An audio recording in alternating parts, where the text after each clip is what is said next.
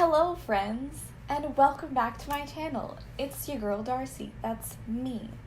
While I'm at it, I made this brand new animation that's going to pop up on the screen right now.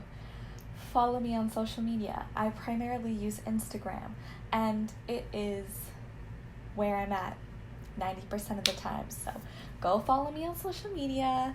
Yes. So today, I'm going to be talking about 10 eco-friendly hacks during this global pandemic.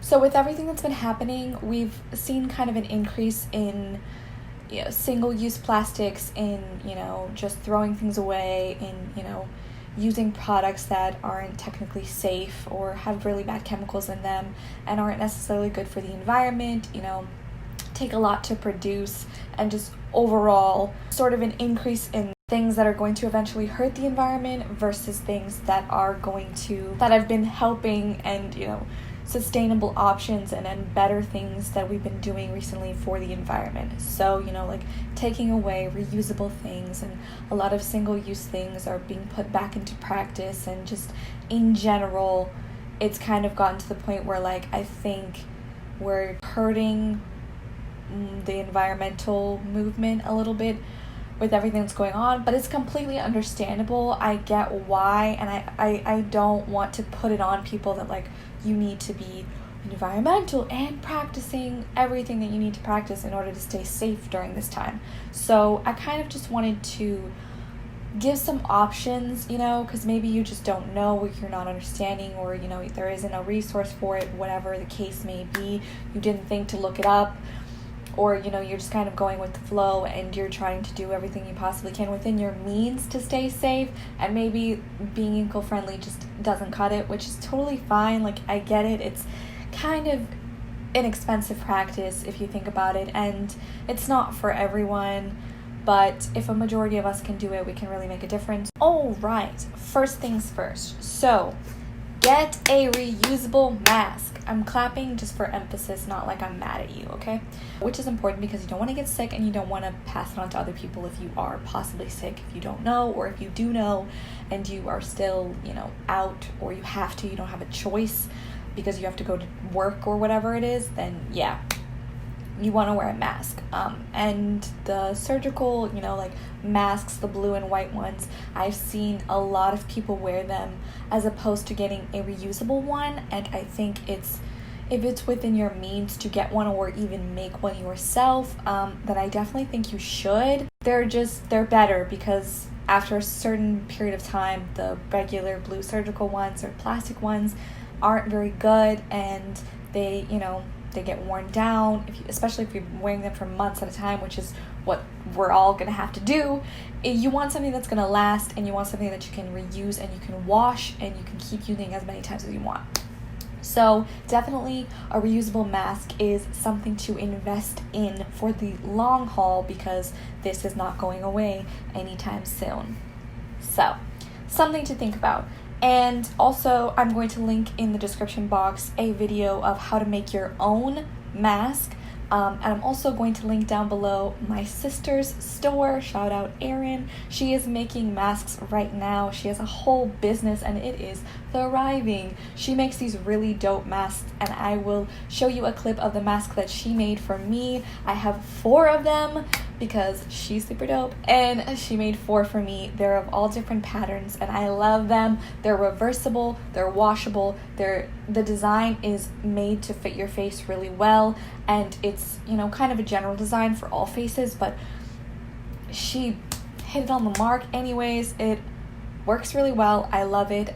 It's got really nice elastic for behind your ears that doesn't hurt or itch as much as other ones. They are affordable, they are good quality, and it's where it's at. Anyways, moving on. Next tip: don't buy takeout as much. So what I mean with this is, I know that people are, they're trying to buy, from, local restaurants and whatnot, which I'm not saying don't do that. Buy from local restaurants, but buy from local restaurants, not buy from your local fucking McDonald's, okay? Like, buy from local restaurants. Local meaning, like, in the area that are, not your normal fast food restaurants, because one, that's a waste of money. Two, that's a racist institution anyways. They contribute to Trump's campaign, and we don't want that. And three, it's not good for you anyways. But they are not local, that's not contributing to your community. It's not going back into your community. You're not actually helping businesses stay afloat during this trying time. You're just buying fucking fast food. So don't do that, but purchase from your local restaurants, from your local communities. If you can, if you're able to, go into the actual store and sit down. If they're open, if they're doing dining, in dining, and or if they're doing takeout, do takeout as well. Reduce the amount, keep it to not as much, so that you don't have to use as much plastic. Number 3 is when using public transit, because I know a lot of people are kind of detracting from the idea of using public transit because it's dirty, because there's a lot of bacteria and all of that stuff. One, for those of us who don't have a choice but have to use public transit, but also for those who are trying to participate in using it more often, just to be, environmentally conscious.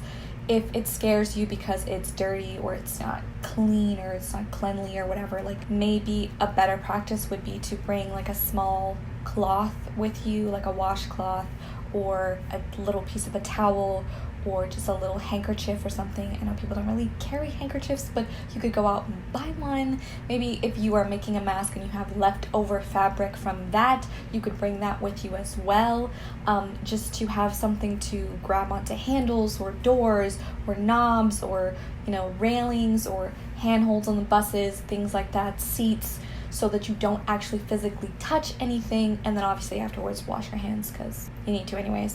Number 4 is bar soaps. So there's kind of been an increase in cleaning things and your hands especially, and common misconception is that liquid soap is better as a better disinfectant, which is not true actually. Bar soap is good as well. It is just as good as a disinfectant as liquid soap is.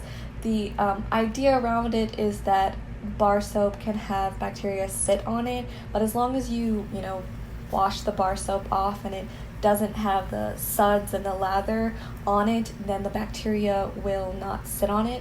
So you are fine either way. And honestly, bar soap is more environmentally friendly because it takes a lot less to make bar soap than it does to make liquid soap. Liquid soap actually leaves a 25% larger carbon footprint than bar soap does. It takes a lot more processing and energy and carbon emissions to make liquid soap than it does to make bar soap. And it has a lot to do with the chemicals and the ingredients, which are completely different. So when thinking of terms of what to wash your hands with and what to be clean on, something to invest in is bar soap. It is just way better for the environment. Number 5, cinco, is cleaning supplies. So on top of, bar soap versus liquid soap, cleaning supplies, it's really a matter of doing your research and knowing what kinds of things can be used that are every day, that are better for the environment, that don't have so many chemicals in it, that are not harmful to breathe in, those kinds of things. And I actually linked a article down below that has a bunch of different recipes for making your own cleaning supplies and laundry detergent and stuff to clean with at home, and it's all kind of regular products that you probably already have around your house as it is. One of my favorite recipes is distilled vinegar, lemon juice, or essential oil for like smell, dish soap, or castile soap, which I actually have. Dr. Bronner's castile soap is one of my favorite brands ever. Oh my god, it's so good. It's so versatile. You can literally use it for like 9 million things to clean with, and you only need like a little tiny bit, and then you just dilute it with water and it works wonders. And it smells good too. It comes in like 5 or 6 different scents. So just think about those kinds of things. There are a lot of different recipes, but mixing all of that together, you can get yourself a good solid cleaning spray. Number 6 is to keep recycling. So don't stop recycling. Don't stop reusing things. don't stop reducing the amount of plastic you use, you know, like just keep recycling, organizing your recycling, making sure you're recycling correctly. I think that people have sort of just started throwing everything out and not taking the time to really, you know, separate things and, you know what can be recycled and what can't be recycled, what you could possibly use for something else, and reuse, and it's still safe to reuse as long as you clean it properly. Everyone just kind of like, I'm gonna throw everything out and get rid of all of it because everything is disgusting and dirty and bacteria is everywhere, like freaking out. So I think to detract from that a little bit, just remember that like you can still reuse things as long as you are keeping them clean and making sure you're cleaning them properly and knowing when to recycle things and when not. So we're going to be spending a lot of time at home, and I realized that that leaves a lot of time for people to eat because yeah, I feel that we're all eating. We're eating so much, and hopefully really good, depending on where you're at or what you're doing. If you're not eating good, like, I feel you, but I hope you're eating good, and in doing so, I hope you're eating right, and by right, I mean I hope you're practicing eating more plant-based. Not everything, obviously, it's a practice, you know, it's in moderation like everything else. So something to think about is to eat more plant-based and to try new recipes during this time. We've got all this time on our hands, and I definitely think if you are interested at all, even a little bit, this would definitely be the time period to go forth and try your hand at vegetarian, veganism. Along the lines of having a bunch of time on our hands, I definitely believe that with this time we should educate ourselves, not just on the global pandemic, but just on, you know, different topics that are going on in the world right now and things that we're passionate about in regards to the environment. It could definitely help and benefit you to watch a documentary, read a book, listen to a podcast, read articles, watch YouTube videos, you know, follow people on social media who are talking about, you know, the environmental impact of this global pandemic and what's happening, and just kind of further educate yourself on what's happening. And maybe if you have a specific interest in a specific section of environmentalism that you want to look into, find something to watch or read or listen to on that. A couple of recommendations, because I wanted to do the same. I am going to be looking into documentaries on fast fashion because that's something I'm passionate about and something I want to continue to speak on. So I'm going to be watching these two documentaries here, and I encourage you guys to check them out. I heard they're really good and I wanted to see what they were about, so I'm going to be watching them, and I will tell you guys what I think after I finish watching them. And lastly, the kind of number one thing I feel like, aside from wearing a reusable mask that's like really up my alley, is DIYs. Whoa!